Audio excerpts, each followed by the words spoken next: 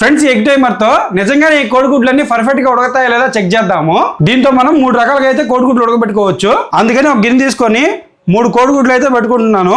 దాంతో పాటు ఈ టైమర్ కూడా వేసాను. ఇదిగోండి గమనించండి, ఉడకతా ఉన్నప్పుడు కలర్ అయితే చేంజ్ అవుతా ఉంది. ఇప్పుడు సాఫ్ట్ లో ఉంది. ఒక గుడ్డు అయితే పక్కకు తీస్తున్నాను. అలాగే మీడియం లో కూడా ఒక గుడ్డు బయటికి తీస్తున్నా. ఎగ్ టైమర్ కలర్ అయితే పూర్తిగా మారిపోయింది. లాస్ట్ గుడ్డు హాట్ లో తీసేస్తున్నా. ఇది సాఫ్ట్ గా ఉడికిన గుడ్డు. పొక్కు తీస్తున్నా.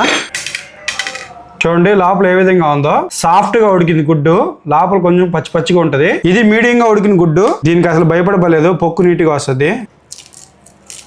మీడియం గా ఉడికిన గుడ్డు ఏంటంటే వైట్ ఇది మొత్తం ఉడికిపోయి లోపల జన వరకే కొంచెం పచ్చిగా ఉంటది అనమాట.